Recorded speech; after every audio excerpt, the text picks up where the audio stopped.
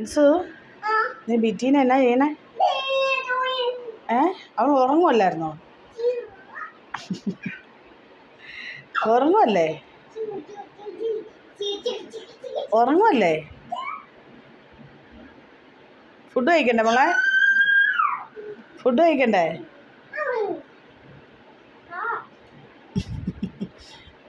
അത് കളിക്കാനായി കേട്ടോ.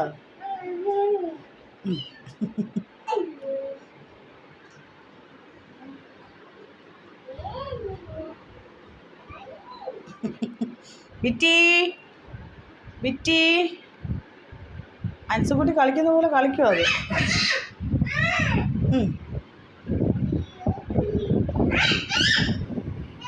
ബിറ്റി കളിക്കാറായപ്പോൾ അൻസുമോളാണ് കൂടുതൽ ബിറ്റിയായിട്ട് കളിക്കുന്നത്. മോനാണെങ്കിൽ ഇന്ന് വഴക്കിലാണ്.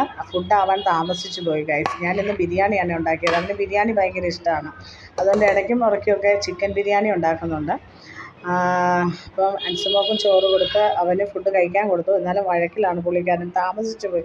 ചൂട് കാരണം രാവിലെയൊക്കെ എണീറ്റ് കഴിഞ്ഞ് ഫുഡൊക്കെ ഉണ്ടാക്കാൻ എന്തൊരു മടിയാണെന്നറിയാമോ? ശരീരമൊക്കെ അങ്ങ് തളർത്തിയിടുന്ന പോലെ.